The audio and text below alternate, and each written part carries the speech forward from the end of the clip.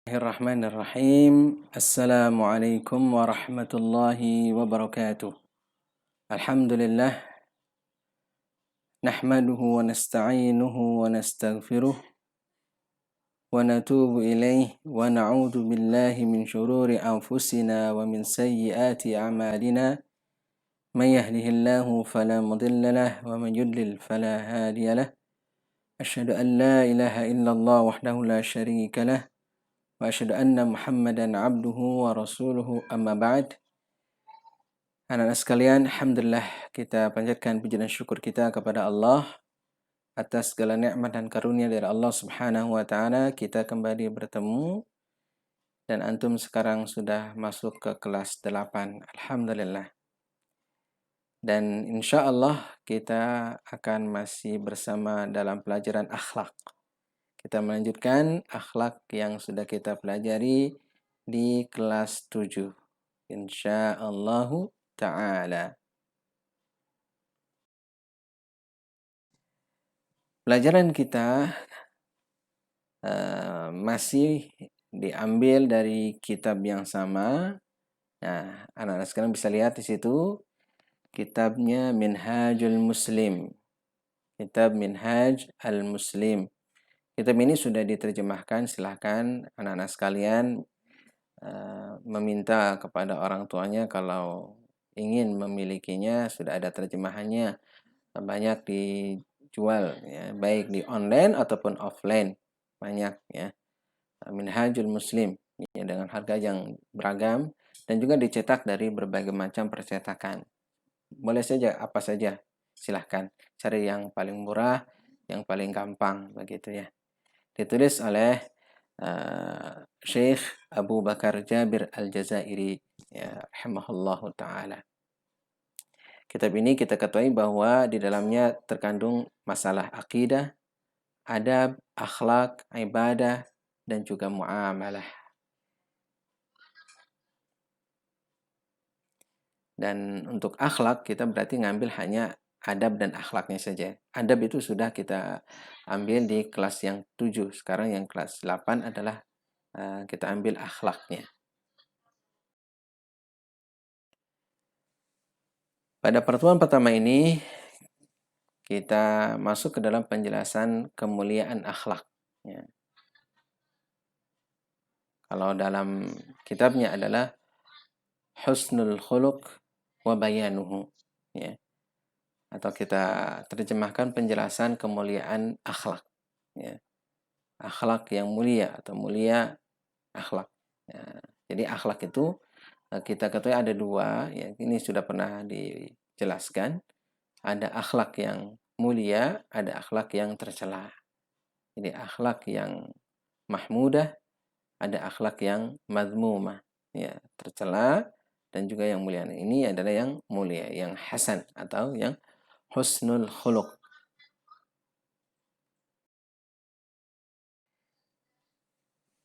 Kita mulai dari akhlaknya Rasul sallallahu alaihi wasallam. Akhlaknya Rasul sallallahu alaihi wasallam. Allah Subhanahu wa taala ya, memberikan jaminan dan juga tazkiyah disebutnya tentang akhlaknya Rasulullah sallallahu alaihi wasallam dalam surah Al-Qalam ayat yang keempat. Wa innaka la'ala khuluqin azim. Dan sesungguhnya engkau wahai Muhammad berada di atas akhlak yang agung. La'ala khuluqin azim. Sesungguhnya engkau wahai Muhammad berada di atas akhlak yang agung. Berarti Rasul sallallahu alaihi wasallam ini mempunyai akhlak yang agung, akhlak yang mulia. Bahkan kemuliaan akhlak Rasul sallallahu alaihi wasallam sudah ada sejak kecil begitu. Sejak kecil beliau sudah terkenal dengan kemuliaan akhlaknya. Sebelum Rasul sallallahu alaihi wasallam diutus sebagai nabi dan sebagai rasul, beliau sudah terkenal dengan akhlak yang mulia. Misalnya, beliau jauh sebelum diangkat sebagai nabi, mendapatkan risalah, sudah dikenal dengan sebutan Al-Amin, yaitu yang amanah. Sehingga pernah pada saat kaum Quraisy hampir-hampir saja mereka itu saling bertumpah darah, ya, saling berperang antara satu dengan yang lainnya, yaitu ketika mereka merenovasi Ka'bah, kemudian tinggal membawa batu Hajar Aswad ditempatkan di tempat yang semula. Masing-masing kabilah mereka merasa paling berhak sehingga berebut begitu. Hampir masing-masing kabilah ini perang dengan kabilah yang lain atau perang saudara. Lalu mereka berembuk dan mereka memutuskan tentang seseorang yang paling mereka ridhai, ya, untuk bisa bersatu di atas mereka, untuk mengurusi urusan mereka itu. Kemudian datanglah Rasulullah Sallallahu Alaihi Wasallam, maka mereka semua sepakat akan amanah dari Rasulullah Sallallahu Alaihi Wasallam, begitu. Kemudian Rasul Sallallahu Alaihi Wasallam menjabarkan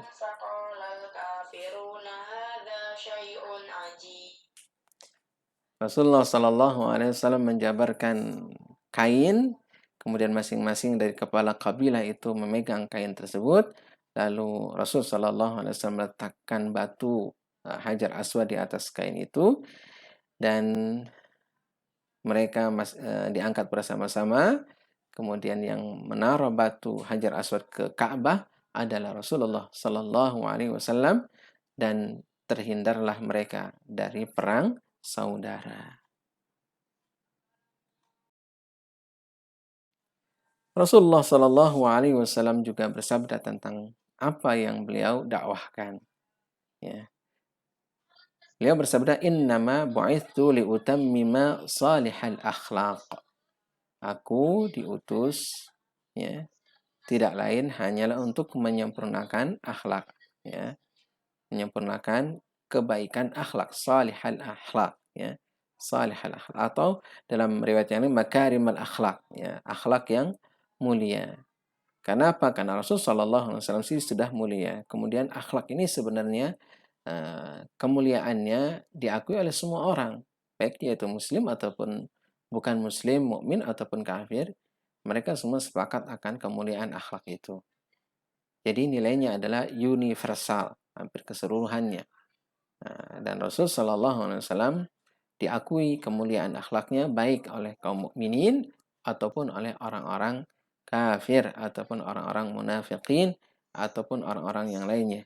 Ya, tidak ada celah bagi Rasul Shallallahu Alaihi Wasallam.